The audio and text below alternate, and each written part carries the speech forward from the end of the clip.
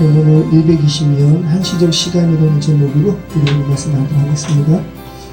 지난주까지 우리는 창세기 4장과 5장에 걸쳐서 가인의 자손과 셋의 톨레도스에 대해서 살펴봤습니다. 특별히 가인과 셋의 자손 중에 가인의 자손들의 열과 또 셋의 톨레도 중에 똑같은 사람의 이름이 두 명이 언급되었다고 했죠. 라멕과 에녹입니다. 그러니까 가만 보면 성경이 굉장히 의도적으로 무엇을 말씀하고 있는 것을 우리가 발견하는데, 같은 이름 전혀 다른 삶이라는 설정을 통해서 성경을 읽는 독자들에게 어떤 것을 지금 가리키고 있는 거죠. 야, 세상에 같은 이름 다른 삶을 사는 사람들이 있다. 너희도 마찬가지라는 거죠. 너 가인의 후예와 같은 삶을 살래? 아니면 셋의 톨레도스에 나오는 하나님께 반응하는 자로 살래? 이것을 결단하게 하는 그런 부분인 것이죠. 우리가 다 가인의 자손 에녹과 같은 사람들, 또 라멕과 같은 사람들인데, 이 중에 아주 소수만이, 노예 시대로 말하면 겨우 8명만이 구원받게 되는, 이러한 극소수만이 하나님의 사람으로 회복되는 이러한 부분을 성경을 읽는 이들에게 제시하고 있는 거죠. 근데 그들이 어떻게 해서 구원받게 되었어요? 지난주에 에녹처럼 하나님의 경고하심을 받아, 그죠? 무두셀라, 창을 던지는 자. 이 시대도 지금 하나님의 경고하심이 지금 들리는 시대인데, 어떤 이들에게는 들리지 않고, 성경의 말씀대로 한다면 아주 소수만이 그 하나님의 경고를 듣고 주님께 반응하는 삶을 살게 된다는 것이죠.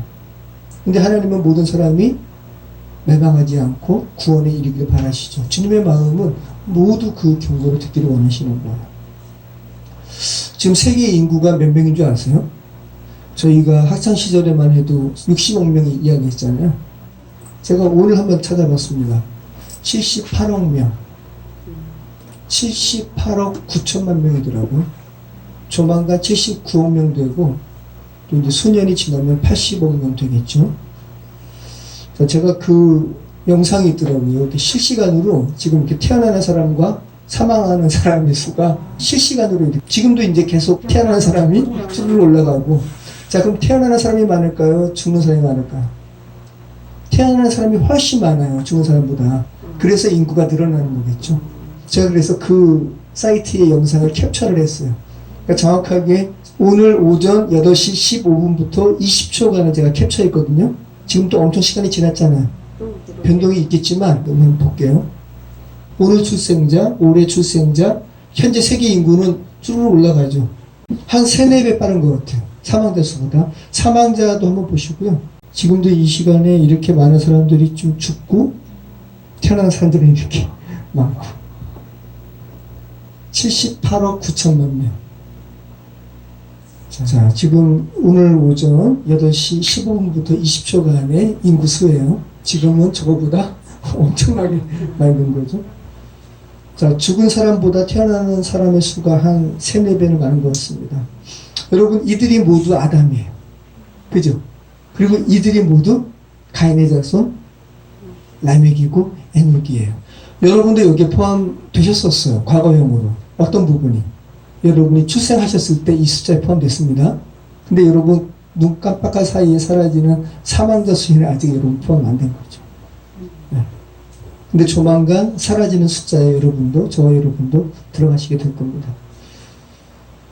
자, 거의 모두가, 성경이 말하는 바입니다. 안타깝게도 거의 모두가 가인의 후예 에녹과 라멕처럼 생명이 상실된 채, 하나님의 생명이 상실된 채 살아가다가 그 상실된 생명이 회복되지 않은 채 영원한 죽음 가운데 들어가요. 그런데 성경은 생명 가운데 살아가는 사람으로 회복이 가능하다라는 것을 창세기 4장과 5장의 대비를 통해서 말씀하고 있는 겁니다. 자, 하나님은 오래 참으사 하나도 아무도 멸망하지 않기를 바라신다는 것. 이것이 하나님의 마음이라는 거, 여러분 다시 한번 기억하시기 바랍니다. 우리 오늘 말씀 나누도록 하겠습니다. 창세기 6장, 이제 6장입니다. 1절로 우리 3절 말씀까지 우리 같이 합독해서 읽도록 하겠습니다. 사람이 땅 위에 번성하기 시작할 때 그들에게서 딸들이 나니 하나님의 아들들이 사람의 딸들의 아름다움을 보고 자기들이 좋아하는 모든 여자를 아내로 삼는지라. 여호와께서 이르시되 나의 영이 영원히 사람과 함께하지 아니하리니 이는 그들이 육신이 되리라. 그러나 그들의 날은 120년이 되리라 하시니라. 자, 오늘 이제 6장 시작됐는데요. 6장부터 9장까지 무려 넉 장이 노아의 홍수와 관련된 기사입니다. 앞으로 살펴보시면 아시겠지만 홍수와 관련된 기사는 심판의 엄위성, 하나님의 심판이 이렇게 엄위해. 그리고 하나님의 심판이 이렇게 처절하다. 심판의 엄위성과 처절함, 그리고 하나님의 구원하심에 대한 기사가 굉장히 적나라하게 기록되어 있어요. 자, 그 중에서 오늘 우리가 읽은 서두격이죠. 노아의 홍수와 관련된 기사의 서두격인데, 하나님께서 멸하실 수밖에 없는 이 악한 세상에 대하여 담담하게 기술하고 있습니다. 자, 창세기 기자가 노아의 홍수라는 심판의 사건을 통해서 그 심판의 배경을 전하고 있습니다. 자, 하나님께서 멸하실 수밖에 없는 상황을 설명하고 있는데 어떻게 시작하고 있어요? 사람이 땅 위에 번성하기 시작할 때. 번성한 건 좋은 거잖아요. 번성하는 거. 그래서 생육하고 번성하라. 하나님의 창조 기사에, 구원의 기사에 등장했던 말이에요. 하나님의 생명력으로 번성한다면 참 복된 일인데 하나님의 생명력으로 번성하는 것이 아니니까 멸하시는 거죠. 자, 아까도 우리 영상 봤지만 엄청나게 번성하죠. 사람들이 1초에 한 몇 명 가까이 순식간에 번성하는 건데 그때의 세계나 지금의 세계나 똑같이 하나님의 경고하심이 있는 시대입니다. 지금 우리에게도 말씀하시는 본문이 창세기 6장부터의 심판과 관련된 본문이죠. 자, 창세기 기자는 인간의 번성이 시작할 즈음의 한 현상을 기록하고 있는데 사람에게서 딸들이 났다는 것이고 그 딸들의 아름다움을 보고 하나님의 아들들이 자기들의 아내를 삼았다고, 아내로 취했다고 이렇게 말씀하고 있습니다. 그리고 하나님께서 그 사람들에게 최종적인 선고를, 심판의 선고를 내리시는 거예요. 내가, 나의 영이 영원히 사람과 함께하지 않을 거야. 그렇게 말씀하시고 그 이유를 말씀하시죠. 그 이유가 뭐라는 거예요? 사람이 육신이 되었기 때문이다. 자, 하나님께서 사람의 생명을 이렇게 제한하시기로 결정하신 다른 이유가 기록되지 않았어요. 하나님께서 멸망시킬 수밖에 없는 사람의 죄악성이 얼마나 많아요. 근데 그것을 다 포괄적으로 이야기하면서 사람이 육신이 되었어. 이것은 사람이 제한적인 생명력을 가진 존재가 되었어 라는 말이에요. 궁극적인 것은. 그런데 또 성경이 말하는 바는 사람이 고깃덩어리처럼 살아가네 라고 지금 말씀하고 있는 겁니다. 영원하신 하나님께서 함께 하시지 않는다는 것은 이제 사람이 영생하지 않는 존재가 되었다는 거죠. 영원하신 하나님께서 함께 하시면 그 사람도 영원하겠죠.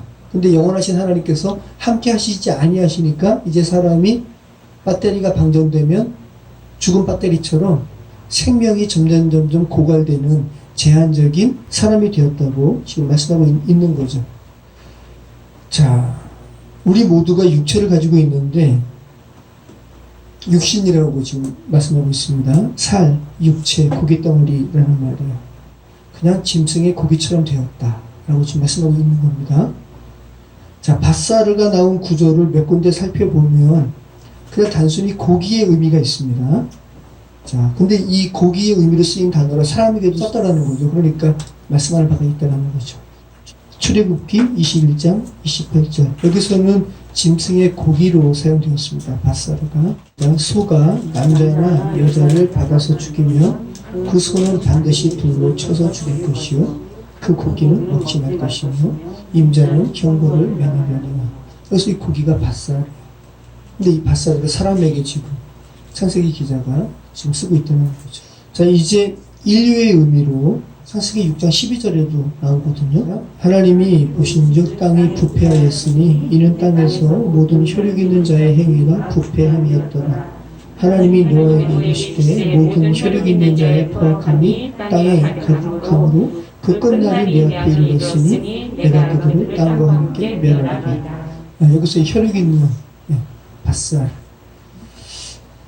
자, 그러니까 지금 짐승의 고기를 사람에게 부여해서 그 의미를 부여해서 쓸 때는 좋은 의미가 아니죠. 네. 그러니까 생명 없는 고기와 같아라고 지금 말씀하고 있는 거예요. 물론 더 근본적인 의미는 하나님의 영이 떠나서 반드시 죽을 수밖에 없는 존재, 필연적으로 죽는 존재가 되었다는 거죠. 인간이. 그러니까 지금 여러분 곁에서 살아가는 이 78억 명의 사람들이, 그죠? 그 안에 하나님의 영이 있지 않는 사람들이라면 지금 살아있는 것 같으나 실상은 뭐라는 거예요? 죽은 존재라고 좀 성경이 말씀하고 있는 거죠. 자, 왜 사람을 바사르, 이렇게 필사의 존재, 육신, 고깃덩어리가 되었다고 말씀하십니까? 하나님의 아들들이 사람의 딸들의 아름다움을 보고 자기들이 좋아하는 모든 여자를 아내로 삼았기 때문이라고 이렇게 말씀하고 있어요. 마치 가인의 자손 중에 라멕이 아다와 실라를 아내로 취하는 것처럼 그렇게 지금 표현하고 있습니다. 자, 그럼 여기서 하나님의 아들들과 사람의 딸들이 누굴까요? 사람의 딸들이 누굴까요? 자연스럽게, 그죠? 죄로 인해서 타락해서 에덴의 동편으로 쫓겨간 가인의 자손, 그죠? 죄된 세상 사람들이죠. 자, 그러면 하나님의 아들들은 누굴까요? 자, 그래서 우리가 하나님의 아들들이 누굴까? 그죠? 꼭 무슨 신과 사람의 자손들이 서로 혼혈한 것처럼 그렇게 지금 이렇게 표현하고 있으니까, 그래서 하나님의 아들들이 누군가라는 것을 먼저 잘 생각하는 것이 중요합니다. 자, 하나님의 아들이라는 표현을, 이 표현이 물리적인 것일까 아니면 관계적인 것일까를 먼저 생각하시는 게 중요해요. 여러분, 하나님의 아들들이라는 표현이 물리적인 것일까요? 관계적인 것일까요? 네, 관계적인 것이 더 맞죠. 자, 여러분이 하나님의 자녀가 되었죠? 그러면 여러분이 그러면 하나님의 자녀면 여러분이 하나님이에요? 이걸 물리적으로 본다면 여러분도 그러면 물리적으로 하나님으로 여기면 여러 가지 오류가 생기는 거예요. 그럼 여러분이 하나님의 아들, 하나님의 자녀가 되었다는 소리는 관계적인 거죠. 여러분이 이제 하나님을 아버지로 부를 수 있는 그 관계가 회복되었다는 거잖아요. 그 의미로 하나님의 아들들을 이렇게 여기시면 오늘 본문이 해석이 엉뚱한 데로 빠지지 않고 자연스럽게 성경이 말씀하는 바로 여러분이 읽으실 수가 있어요. 자, 그러면 먼저 물리적으로 해석하는 이런 경우를 한번 짧게라도 한번 본다면, 아까 드린 말씀처럼 하나님의 아들들을 천사로 보는 해석이에요. 그래서 신적 존재, 천사와 사람 간의 결합으로 인해서 네피림, 거인, 폭군을 의미하는 네피림이 출현했다고 이렇게 주장하는 이들이 있는데 굉장히 잘못된 해석이고 이교적인 해석이에요. 천사와 사람의 혼혈이라는 거잖아요. 그죠? 그러니까 온전하지 않은, 건전하지 않은 해석인 거죠. 자, 물론 성경에 천사들이 많이 언급이 됩니다. 그리고 이 천사들이 육신을 입고 오기도 합니다. 아브라함을 찾아온 하나님과 그와 함께 했던 천사들이 그렇고요. 또 그 천사들 중에 이제 소돔 땅에 거하는 롯의 집에 찾아가기도 하잖아요. 사람의 모습으로 왔어요. 자, 그리고 하나님의 아들들이 천사라는 주장을 뒷받침하는 그 본문을 욥기서를 들어서 말씀하는 이들도 있습니다. 우리 욥기서 1장 6절 우리 한번 보겠습니다. 하루는 하나님의 아들들이 와서 여호와 앞에 섰고 사탄도 그들 가운데에 온지라. 네. 자, 여기 천사예요. 천사를 하나님의 아들로 표현한 겁니다. 자, 구약에 이렇게 천사를 하나님의 아들로 표현한 경우가 있는데, 자, 그렇다면 우리가 구약만 보는 것이 아니라 신약을 같이 보잖아요. 신약에서는 이 천사를 어떻게 표현했을까? 자, 우리가 신약에서 해석한 대로 구약을 해석하시면 좋아요. 방향성을 이렇게 말씀하고 있으니까. 모든 천사들은 섬기는 영으로서 구원을 받을 성도들을 위하여 섬기라고 보내심이 아니에요. 네. 자, 신약이 분명히 말씀하고 있습니다. 성경 전반적으로 보면 천사에 대해서 뭐라고 말씀하시냐면 하나님의 백성들을 위해서 섬기는 영. 네. 그죠? 그래서 천사가 더 고귀한 존재예요? 사람이 더 고귀한 존재예요? 사람이 더 고귀한 존재예요. 사람이. 자, 그러면 히브리서 기자가 천사에 대해서 말씀하시는 바가 분명하죠. 천사가 뭐라는 거예요? 영이라는 거예요. 영적 존재. 자, 그래서 성경 전반적으로 본다면 이 천사에 관해서 하나님의 아들이라는 표현보다는 하나님의 아들은 여러분이 하나님의 자녀로 회복되면 여러분이 하나님의 아들이에요. 그죠? 성경 전반적으로는 천사는 부리는 영적 존재로 이렇게 표현하고 있습니다. 자, 에덴 동산을 지키는 그룹. 이게 천사예요. 영적 존재죠. 속죄소에 새겨진 그룹. 그죠? 영적 존재예요. 이사야서에 하나님을 찬양하는 세랍, 수룹. 영적 존재입니다. 모두 하나님을 섬기는 영적 존재지 하나님의 아들이라는 특별한 관계성을 가진 것으로 표현되는 존재가 아니라는 거. 하나님의 아들이라는 것은 하나님의 자녀로서 관계성이 회복된 존재가 하나님의 아들이에요. 자, 그래서 오늘 창세기 6장에 오늘 본문은 하나님의 아들들이 사람의 딸을 취했다라는 표현은 하나님의 형상으로 지음받아서 마땅히 하나님의 영광을 드러내야 하는 존재로 살아가야 할 이들이 죄로 인해서 죽은 채 스스로의 육신적인 능력과 힘을 의지해서 자기 눈에 만족한 대로 하나님의 뜻이 아니라 자기 눈에 만족한 대로 외적인 아름다움에 취해서 안대를 취하는 이 죄된 세상의 타락상을 이런 부분으로 표현하고 있는 것이죠. 죄악성을 고발하고 있는 겁니다. 자, 우리 3절 말씀 같이 읽겠습니다. 여호와께서 이르시되 나의 영이 영원히 사람과 함께하지 아니하리니 이는 그들이 육신이 됩니다. 그러나 그들의 날은 120년이 되리라 하십니다. 자, 그러면서 이제 그들은 영생하는 존재가 아니라 반드시 죽는 존재로 나의 영이 거하지 않으므로 반드시 죽는 존재로 내가 만들 거야. 그런데 그들의 수는 120년이 될 거야 라고 말씀하고 있습니다. 자, 그러면 이 죄된 인생의 수를 120으로 한정하신 것은 무엇을 의미하는 것일까요? 이것을 물리적으로 취해가지고 이때부터 그런 사람의 수명이 그저 그 전에 세세 자손들은 막 960년, 700년 이렇게 살다가 갑자기 120년으로 물리적으로 줄었는가? 그건 아니에요. 왜냐하면 창세기 11장에 노아의 자손들의 수명이 언급되거든요.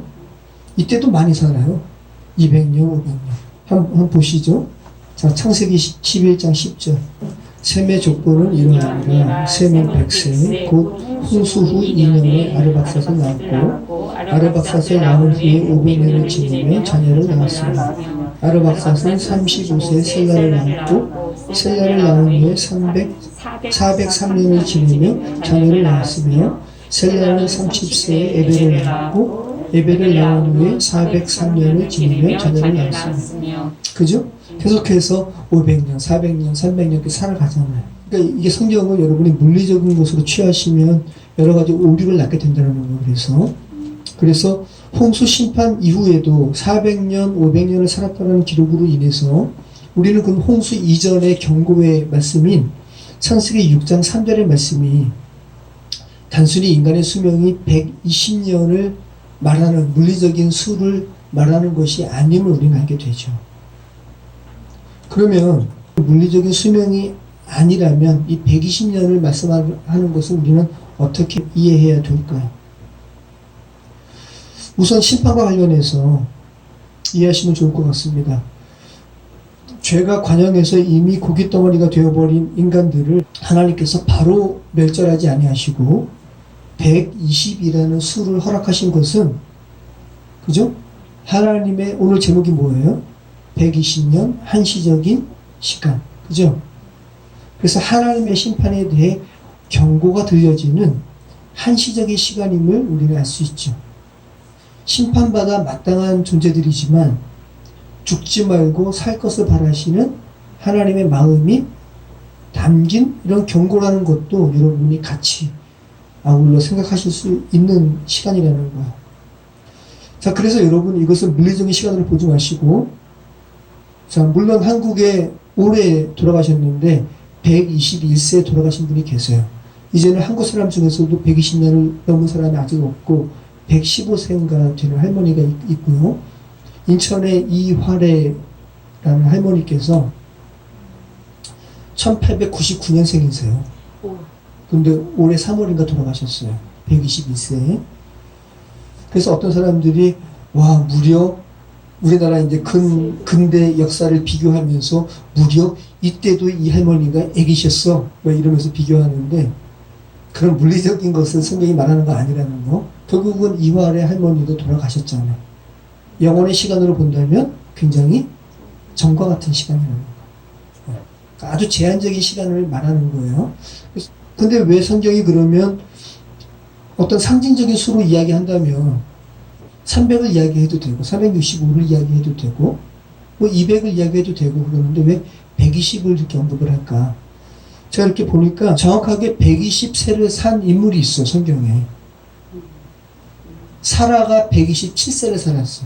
사라 할머니도 오래 살았어요. 그죠? 127세. 자, 그럼 성경에서 정확하게 120년을 산 인물은 누굴까요? 모세가 120세를 살아요. 모세가. 근데 놀라운 것은 모세가 죽을 때를 기록하면서 모세가 120세를 살고 죽었더라. 그런데 그의 기력은 쇠하지 않았다. 그러니까 지금 말씀을 한 바가 있어요. 모세가 하나님의 사람이잖아요. 그죠? 그런데 그가 죽긴 죽었어. 창세기 6장 말씀으로 의하면 하나님의 영이 영원히 사람에게 거하지는 않아. 그래서 그들의 수명은 120세가 될 거야.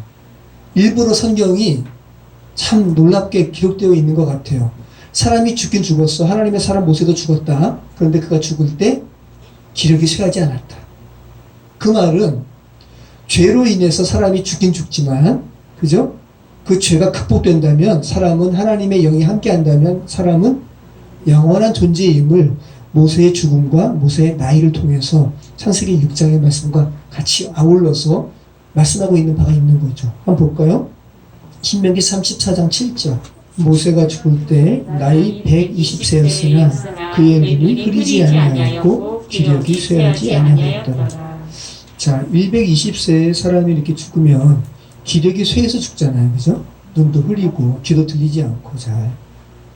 일반적으로 그렇게 죽는데 모세는 그렇게 죽지 않았다라는 거예요. 그러니까 이 말은 하나님께서 말씀하는 바가 있는 거죠. 하나님의 영이 영원히 거하면 사람은 죽는 존재가 아니야. 그죠? 그 말을 하나님의 사람 모세의 죽음을 통해서 말씀하고 있는 거죠.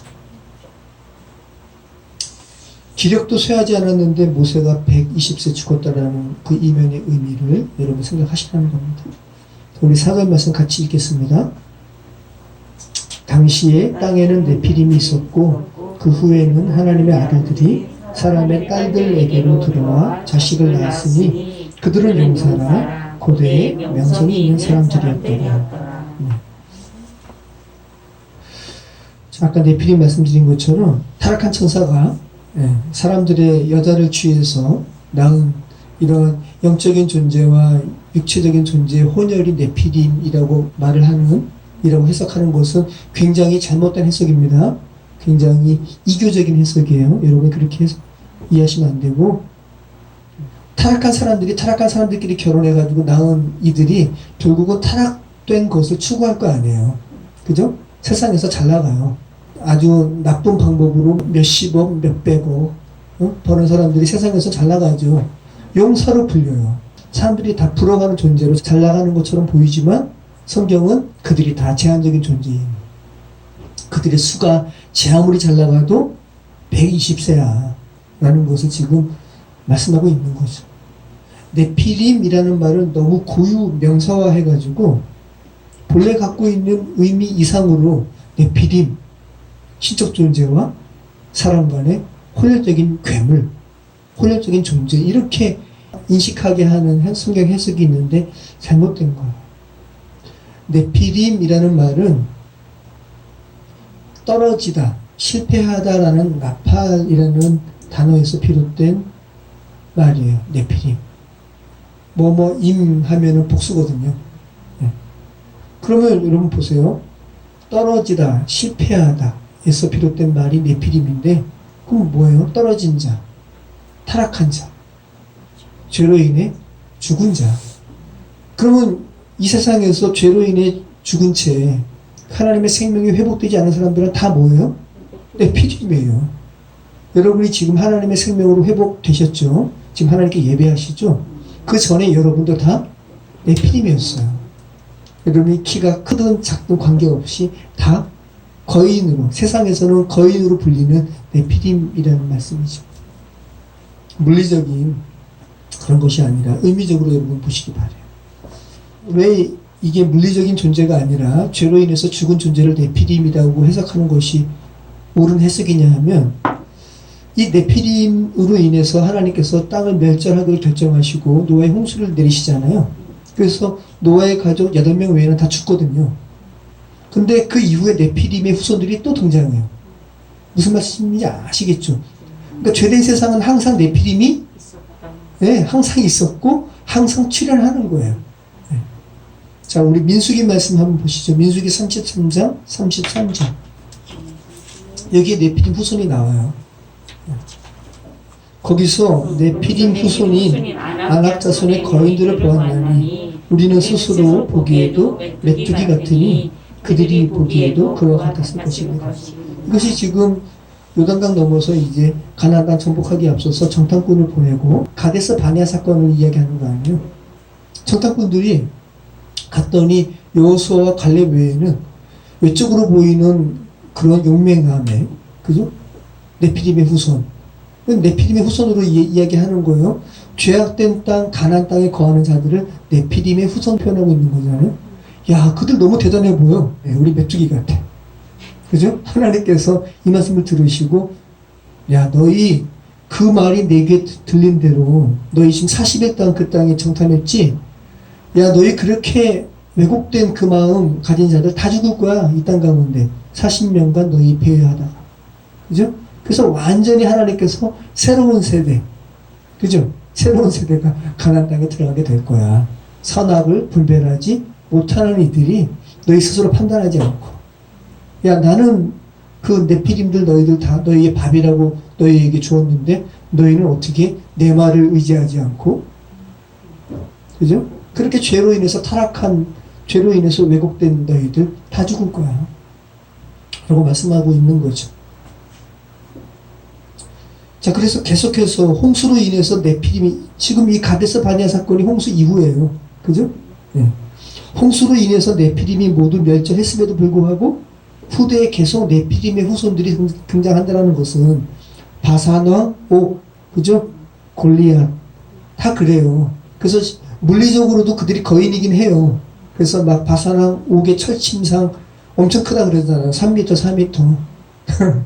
그죠? 근데 그 의미를 넘어서는 거라는 거죠. 성경이 계속 말씀하고 있는 거예요. 죄로 인해서 죽어버린 이들이 있는 그 땅에 네피림, 거인으로 불리는 타락한 자가 계속 있다는 거죠. 지금도 있습니다. 자, 그리고 당시의 땅에는 네피림이 있었고 그 후에도 하나님의 아들들이 사람의 딸들에게로 들어와 자식을 낳았으니 그들은 용사라 고대의 명성이 있는 사람들이었더라. 지금 그 후에도 당시의 땅에는 네피림이 있었고 그 후에도 하나님의 아들들이 사람의 딸들에게로 들어와 자식을 낳았으니 그들은 용사라. 그러니까 창세기 6장 4절의 이 죄된 세상의 상황이 계속 반복된다는 말씀이잖아요. 그죠? 그 후에도 라고 말씀하고 있으니까. 그리고 그들이 세상의 용사다. 명성 있는 자들이었더라. 다 근데 그들은 네피림과 같아. 라고 지금 말씀하고 있는 거죠. 자, 그러면 오늘날 명성 있는 자들은 누구예요? 죄로 인해서 죽은 자들이 다 스스로 명성 있다 여기는 거고, 대표적으로 오늘날 명성 있는 자들, 한국 상황에서 대권 후보자들 명성 있는 자들이에요. 그죠? 다 네피림. 다 네피림. 정말 하나님의 마음으로 정말 사명을 가지고 정말 그런 분들이 진짜 우리나라의 지도자가 되는 모습들을 정말 보고 싶어요. 그죠? 근데 그렇지 않고 다 자기 욕심대로 대통령도 한번 해봐야지. 국회의원 되다 좀 인기 얻으니까. 그건 정말 아닌 것 같아요. 다 네피림이에요. 대통령도 한번 해봐야지. 국회의원 되다 좀 인기 얻으니까. 그건 정말 아닌 것 같아요. 다 네피림이에요. 뭐 대통령만 그렇습니까? 국회의원도 마찬가지고 단체장들도 마찬가지고. 그죠? 네. 자, 그런데 오늘 본문을 통해서 성경이 말씀하는 바는 세상에서 이렇게 네피림으로 불리는, 거인으로 불리는 용사들일지라도, 엄청난 초월적인 힘을 가진 존재들로 보일지라도, 엄청난 재력을 가진 이들로 보일지라도, 결국 때가 되면 120년이라는 시간이 지나면 다 배터리가 방전되듯이 사라지는, 멸절되는 존재들이야 라는 것을 성경이 말씀하고 있는 거죠. 그들이 그렇게 한시적인 존재가 된 결정적인 이유가 뭐라고요? 하나님의 영이 그들과 함께하지 않으므로. 그러면 똑같이 네피림과 같은 삶을 살다가 하나님의 경고하심을 듣고 에녹처럼, 그죠? 내주하게 되신 이들이죠.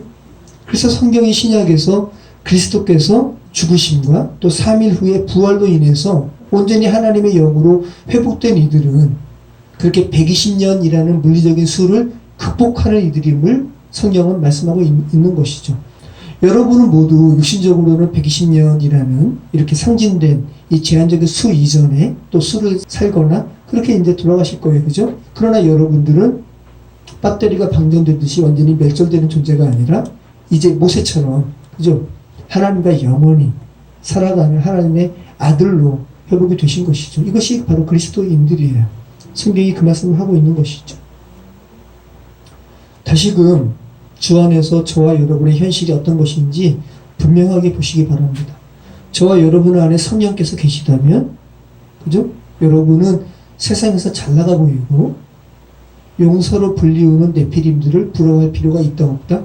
없다. 네. 세상에서 아무리 잘 되어봤자 120년이다. 네. 배터리에 방전되는 것과 똑같다. 순간의 찰나와 같다. 하지만 저와 여러분은 그리스도 안에서 영원의 시간 동안 하나님의 자녀됨을 누린다는 것, 하나님의 자녀됨으로 살아간다는 것. 그러니까 네피림과는 비교할 수조차도 없는 그 온전한 진짜 정말 복이 회복이 되신 분들이라는 것 기억하시기 바랍니다. 자, 죄된 존재에게 주님께서 허락하신 120이라는 시간은 하나님의 심판 외에도 하나님의 은혜도 있는 시간입니다. 한정적이긴 하지만 정말 영원의 시간의 관점으로 본다면 120이라는 시간이 정말 쏜 화살처럼 순식간에 지나가는 찰나와 같은 시간이긴 하지만 구원받기에는 충분한 시간이다. 어떤 이가 육신적으로 20년을 살고 죽거나 30년을 살고 죽거나 성경이 말하는 바는 그들의 시간도 120의 시간이에요. 30년도 구원받기에 충분한 시간이다. 20년도 구원받기에 충분한 시간이다. 영혼의 관점으로는 순간에 지나는 시간이지만 구원받기에는 충분한 시간이다. 하나님의 은혜 시간이라는 거죠. 지나고 나면 순식간에 지나가는 찰나에 불과하지만 죄 가운데 돌이키라는 하나님 아버지의 음성을 듣고 반응하기에는 충분한 시간이다 라는 것이죠. 죄 가운데 살아가다가 지금 육신적인 시간이 불과 몇 시간 안 남은 이들도 하나님의 말씀을 듣고 구원받기에 충분한 시간임을 여러분 고백하실 수 있는 것이죠. 이 죄 가운데 죽어가는 사람들에게 들려지기를 하나님은 얼마나 바라시고 계실까요? 성경이 말하는 바는 똑같아요. 신구약이 똑같아요. 결국 성경이 말하는 바는 너희 죄 가운데 죽지 말고 살아나라 라는 하나님의 구원의 초청과 거기에 대한 인간의 반응에 대한 기록밖에 없는 것이 성경의 메시지예요. 자, 모세가 몇 년 살았다고요? 네, 하나님께서 제한적으로 주신 정확히 120년을 살았다고요? 자, 그 모세가 인생에 대해서 기록한 시가 있죠. 우리 그 시를 같이 읽고 마치도록 하겠습니다. 모세가 120년을 살지만 이 시에서는 우리의 연수가 120이요라고 말하지 않아요. 일반적으로 말해요. 우리의 연수가 70이요. 간과라면 80이라도.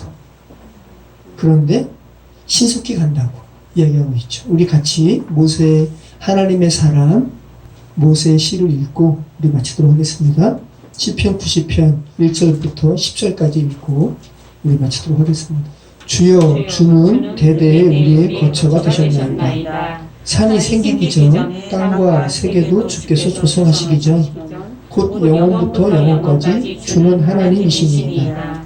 주께서 사람을 티끌로 돌아가게 하시고 말씀하시기를 너희 인생들은 돌아가라 하셨사오니 주의 목전에는 천년이 지나간 어제 같으며 밤의 한 순간 같을 뿐임이니이다.